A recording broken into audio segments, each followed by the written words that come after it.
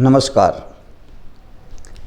WIF media registered के channel YouTube TV देखने वाले सभी दर्शकों का मैं अमन कौशिक हार्दिक स्वागत करता हूं। समस्त ब्राह्मण सभा के महासचिव तथा जिला ब्राह्मण विकास परिषद के अध्यक्ष श्री दीदार भारद्वाज जी के निवास स्थान पर हूं। यहां पर मैं जानने आया हूं कि इस संकट काल के दौरान इनका जीवन कैसा है और इन्होंने समाज के लिए क्या क्या किया है।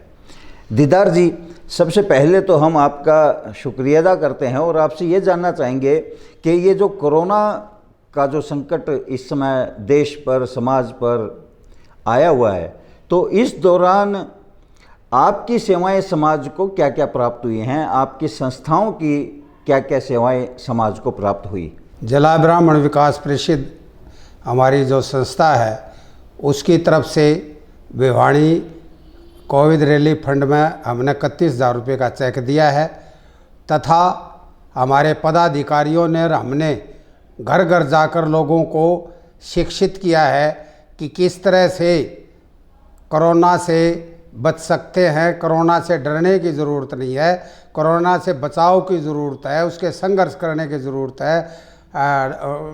इससे डिस्टेंस 1 मीटर 2 मीटर की दूरी रखना, मुंह पर मास्क लगाना, ये सारी चीज़ें हमारे जो संस्था के मेंबर हैं, पदाधिकारी हैं, विभिन्न जगह पर जा कर के लोगों को शिक्षित कर रहे हैं और जो भी कोई ज़रूरतमंद है उनसे पूछ रहे हैं, जो उनकी आवश्यकता है उसकी समाज द्वारा, हमारी संस्था द्वारा पूर्ति की जाती है। दीदार जी, देखने में आ रहा है कि इस कोरोना का जो संकट है वो एक आम मजदूर पर ज़्यादा आया हुआ है। बेचारे की रोजी रोटी छिन गई और वो दर दर भटक रहा है, दर दर मारा फिर रहा है। तो आपकी संस्थाओं ने या आपने यदि किसी भूखे को अन्न दिया हो या किसी प्यासे को पानी पिलाया हो, तो मैं इसलिए नहीं पूछ रहा हूँ कि हम उसका प्रचार कर रहे हैं, लेकिन दूसरे जो हमारे दर्शक हैं उनके भी मन में भाव पैदा हो, उनको भी प्रेरणा मिले, इसलिए मैं चाहता हूँ कि आप अपने श्रीमुख से उसकी जानकारी दें। हमारी संस्था की तरफ से हमें जो भी जहाँ भी पता लगा है, जैसे मैं पहले बताया भी, जिसको जिस चीज़ की भी ज़रूरत है वो संस्था ने मुहैया कराया है। जहाँ तक मज़दूरों की बात है, इस संकट की घड़ी है, इस संकट की घड़ी में हमने दुकानदार हैं और उनको भी प्रेरित किया है कि इनके पैसे न काटे जाएं, इनको तनख्वाह, जो तनख्वाह पर लग रहे हैं उनको तनख्वाह दिया जाए, दिहाड़ी वाला पे दिहाड़ी दिया जाए। ये संख्या में बहुत ज़्यादा बाहर से आए हुए हैं, इसलिए सरकार ने भी काफ़ी मदद की है। विभिन्न सामाजिक संस्थाओं ने कहीं खाने का प्रबंध कर रखा है, कहीं वो कर रखा है, परंतु फिर भी मज़दूरों के दिल के अंदर एक डर बना हुआ है कोरोना से। वो सोचते हैं कि यदि कोई मरना है, कोई ऐसी बात होगी तो अपने ज़िले में अपने घर में जाकर ही करें। वैसे मज़दूरों को सरकार की तरफ से भी, संस्थाओं को तरफ से भी पूरी मदद मिल रही है, परंतु उनके एक डर घर कर गया है दिल के अंदर कि कभी ऐसे कोरोना हो गया, कोई डेथ होगी, कोई और होगी तो हमारा यहाँ परिवार नहीं है और नहीं है। उनकी जो दौड़ है, रोडों पर जो घूम रहे हैं और कर रहे हैं, वो इस बात के है कि हम अपने जिले में पहुँचें, अपने घर पर जाएं। हाँ, अपने घर पर जाएं। दीदार जी, वर्तमान समय में चाहे केंद्र सरकार हो या राज्य सरकार हो, वो जिस प्रकार से इस संकट के समय में व्यवहार कर रही है, इससे निपट रही है, उस पर हम आपके विचार जानना चाहते हैं कि क्या सरकार जो भी कर रही है वो ठीक कर रही है। हमारे लोकप्रिय प्रधानमंत्री श्री नरेंद्र मोदी सेंटर के अंदर तथा हरियाणा सरकार मनोहर लाल खट्टर जी की ये जो कार्य कर रही है, बड़ा सराहनीय कार्य कर रही है। जो कमी है वो सरकारों में कमी नहीं है, हमारे लोगों में। कई लोग ये कहते हैं सोशल डिस्टेंसिंग का वो नहीं कर रहे, मास्क नहीं लगा रहे। जो सरकार बार बार ये चीज़ें कह रही है वो चीज़ करो। सरकार तो मुफ्त के अंदर कोरोना का टेस्ट करती है, मुफ्त के अंदर उसका इलाज कराती है। सरकार की तरफ से कोई कमी नहीं है। कमी है तो हमारे में है, और हमारा जो आइडिया है वो हमारे सभी भाइयों ने सबको शिक्षित करना चाहिए, क्योंकि ये कोरोना केवल प्रिकॉशन से ही बचाव है और कोई दवाई नहीं है, कोई वैक्सीन नहीं बनी। सरकार पूरी कोशिश कर रही है। मेरा जो आप विचार मांग रहे हो ये है कि ये जनता ने खुद जागरूक होना चाहिए, जिससे ये कोरोना संकट से बचा जा सके।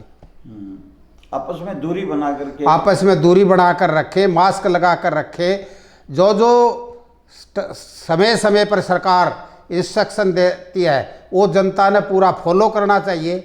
यदि वो फॉलो करेंगे तो मैं ये कहता हूँ कि कोई कोरोना कुछ नहीं बिगाड़ सकता। दीदार जी, आप जैसा कि समस्त ब्राह्मण सभा के महासचिव हैं और जिला ब्राह्मण विकास परिषद के अध्यक्ष हैं, वर्तमान समय में देखने में ये आ रहा है कि भिवानी के अंदर जहां अनेकों प्रकार की संस्थाएं और व्यक्तित्व है कि अपनी उपस्थिति दर्ज करवा रहे हैं, वहीं कोई ब्राह्मण समाज का कोई व्यक्तित्व उभर कर सामने नहीं आ पा रहा। इसके पीछे आप क्या कारण मानते हैं? क्या बताना चाहेंगे, क्या कहना चाहेंगे? हमारी संस्था जिला ब्राह्मण विकास परिषद है, वो सबसे पुरानी संस्था है इस भिवानी की जी, और इन्होंने इतने कंस्ट्रक्टिव काम किए हैं, जैसे बच्चों की फीस देना, कई गरीब कन्या की शादी करना, उनकी शादी में मदद करना, चीनी देना, जैसी भी हर एक प्रकार की वो देना, वो लगातार जिला ब्राह्मण विकास परिषद कर रही है। ठीक है। परंतु आप ये बताइए कि किसी व्यक्ति की, किसी समाज के गरीब व्यक्ति की मदद करके उसको अखबार में छपवा के उसके स्वाभिमान को ठेस पहुंचाना, ये हमारी संस्था का नियम है। कुछ लोग संस्था को चलना ही इस बात से मानता है कि वो अखबारों में आए, तो हमारे जो आगे बढ़ नहीं रहे लोग, उसका केवल कारण यही है कि कईयों को अखबार का छपास रोग लगा हुआ है और विभिन्न व्यक्ति विभिन्न प्रकार के होकर के अखबारों में नाम छपवाते हैं, वो करवाते हैं। तो जो उससे क्या होता है, कुछ मर्यादा है, जैसे हमारी संस्था की मर्यादा है, हम मर्यादा का उल्लंघन नहीं करते, चाहे वो अखबार में आए ना आए, इस बात का कोई वो नहीं, काम ठीक करते रहो। ठीक है। परंतु उससे जो दूसरी संस्थाएं हैं, मैं किसी का नाम नहीं लेता, वो जो अखबार में छपवाती है और करवाती है, तो जो एक्चुअल काम करता है, जो संस्था एक्चुअल काम करती है, आजकल लोग उसी को चलती हुई संस्था मानते हैं जिनका नाम अखबार में आता रहता है। जिसका अखबार में नहीं आता उसको कहते हैं संस्था ठप होगी। परंतु ऐसे ठप नहीं होती। काम करने में जनता अपने आप शीशा है, बता देती है कि कौन काम करता है। हमारी जो संस्था है वो गरीब बच्चों को पढ़ाती भी है, हम चंदा नहीं लेते। परंतु जैसे हमारे बडाड़ा वाले घनश्याम शर्मा मैनेजर है, उन्होंने पहली से लेकर 10वीं तक जिला ब्राह्मण विकास परिषद की रिकमेंडेशन से 2 गरीब बच्चे, एक लड़का एक लड़की, उनको शिक्षा ग्रहण उन्हें करवाई, खुद अपनी फीस दी, किताबें दी, सारी चीज़ दी। हम पैसे नहीं लेते, वो डायरेक्ट उनको फीस भी भरते, किताबें भी देते। तो हमारी जो मीटिंग होती है, हम तो ये कहते हैं कि कोई भाई किसी गरीब को एक किस्म से गोद लेना हो, उसको गोद ले लो और उसका वो करवाओ। तो उससे क्या है, एक तो ये भ्रष्टाचार नहीं कर सकता, कोई पैसे नहीं खा सकता, और उन गरीब बच्चों का भविष्य है ना वो आगे वो होगा। अब काफ़ी ऐसी प्रॉब्लम्स है समाज के अंदर, परंतु मैंने अपने अनुभव से इन संस्थाओं में काम करके, मैंने विभिन्न लोगों से जो मदद के लिए हमारे पास आए, उनमें हमने एक रिजल्ट निकाला है कि 98%, मैं एक ब्राह्मण समाज की बात नहीं कर रहा, 36 जाति के 98% जिनके बच्चे ब्रिलियंट हैं वो शराब पीते हैं, और उस शराब इतनी पीते हैं कि वो गरीबी के स्तर पर आ गए, अपने बच्चों की फीस भी नहीं दे सकते। तो मैं समाज से अपील करूंगा कि समाज, 36 जात का समाज उन ऐसे व्यक्तियों को समझाए दारू दवा के रूप में लेना कोई वो नहीं है, लेकिन दारू इतनी पीना कि वो दारू नहीं पीना उस आदमी को दारू पीने लग जाए, ऐसी स्थिति से नहीं होनी चाहिए। और ये चीज़ें समाज में घूम घूम कर वो करनी चाहिए, इससे परामर्श का बड़ा काम कोई नहीं है। यदि वो हमारे बच्चे पढ़ाई करेंगे, बड़े बड़े अफसर बनेंगे, तो 36 जात के बच्चों की बात कर रहा हूँ मैं, 36 जात के बच्चे बड़े बनेंगे, अफसर बनेंगे, राज्य का विकास होगा, देश का विकास होगा।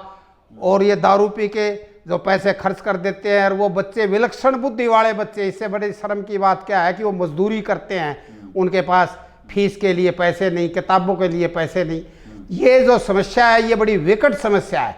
इस बात को आज सभी संस्थाओं को देखना चाहिए। संस्था देख नहीं रही, संस्था अपने प्रचार के उसके उसमें लगे हुई है। मेरे जो विचार है, यदि एक्चुअली में उत्थान चाहते हैं, स्टेट का चाहते हैं, देश का चाहते हैं, तो इन बच्चों का उत्थान जरूरी है और हमें ये पता लगे।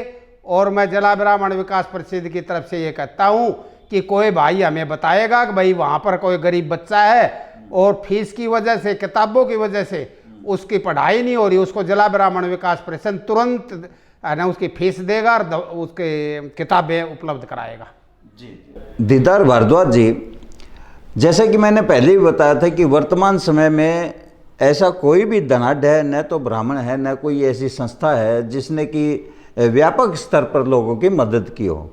ये जो समाज पिछड़ता हुआ जा रहा है, क्या इसका कारण ये तो नहीं है कि उसको किसी भी प्रकार की जो है सरकारी बैकग्राउंड न मिल रही हो, सरकार के सपोर्ट न मिल रहा हो, या कोई उनका उद्योग धंधा न हो, तो इस वजह से ये समाज ज़्यादा पिछड़ा हुआ तो नहीं है? ये एक मुख्य कारण तो नहीं है दोनों इसके? अब हमारा जो पिछड़ने का कारण है शिक्षा के क्षेत्र के अंदर, मैं जैसे पहले बता चुका हूँ कि कुछ कई बच्चे ऐसे हैं जो अपनी फीस भी नहीं दे सकते, उस वजह से वो रह जाते हैं।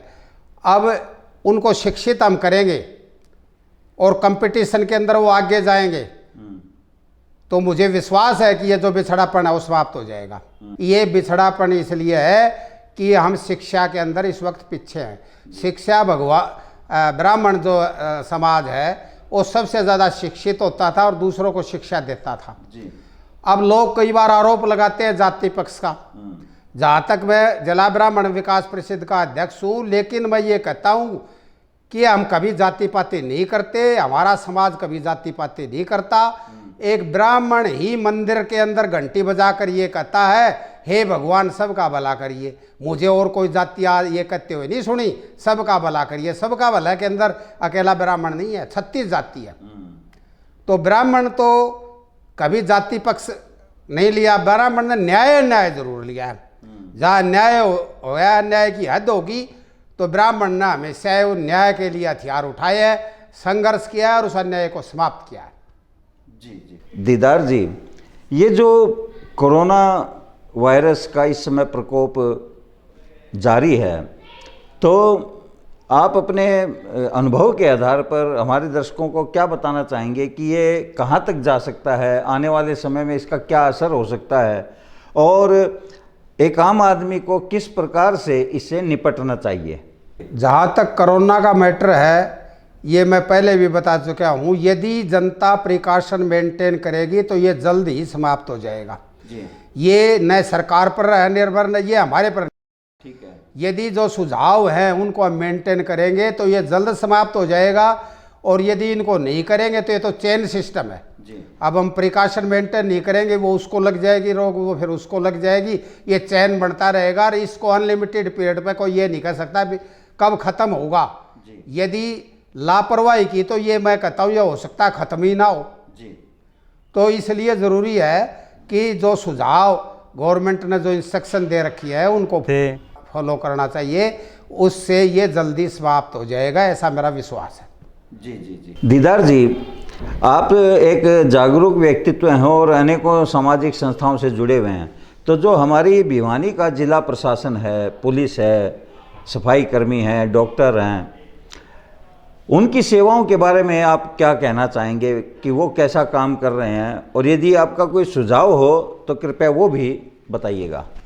हमारे जो आपने जिक्र किया ये कोरोना योद्धा हैं, और संकट की घड़ी के अंदर लोग तो अंदर सो रहे हैं, ये बेचारे बाहर संघर्ष कर रहे हैं, पुलिस वाले बाहर संघर्ष कर रहे हैं, सफाई वाले रोज़ाना सफाई करते हैं, डॉक्टर अस्पताल के अंदर वो करते हैं, अपने जीवन को दांव पर लाकर वो कर रहे हैं। मैं जहाँ तक इन सभी महकमों की बात है, ये पूरी डेडिकेटेड वे से काम कर रहे हैं, पूरे समर्पित भाव से काम कर रहे हैं, अपने जीवन को दांव पर लगाकर काम कर रहे हैं। तो हमें जो मेरे तरफ से है, हमें इन कोरोना योद्धाओं का सम्मान करना चाहिए, सम्मान की दृष्टि से देखना चाहिए, और ये देखना चाहिए कि ये हमारे लिए ही एक किस्म से एक युद्ध लड़ रहे हैं।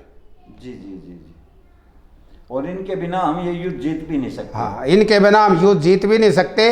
जैसे मैं पहले कह रहा था, हरियाणा के सरकार के सुझाव, एक किस्म से ये योद्धा घूम घूम कर हरियाणा सरकार ने जो नियम बनाए हैं, केंद्र ने जो नियम बनाए हैं, उनकी इम्प्लीमेंटेशन के लिए घूम रहे हैं, ताकि ये कोरोना से अच्छी तरह से देश निपटे और कोरोना का समाप्त किया जा सके। दीदार जी, आपने इस संकट काल में अपना अमूल्य समय देकर हमारे दर्शकों के समक्ष जो विचार व्यक्त किए हैं, मुझे आशा है दर्शक उन विचारों का अवश्य ही लाभ उठाएंगे। मैं आपका शुक्रिया अदा करता हूं और आपके स्वस्थ और मंगलमय जीवन की कामना भी करता हूं। आपका बहुत बहुत धन्यवाद। सभी श्रोताओं से पुण्य अपील कि जो सरकार नियम बनाए उनका पालन करें।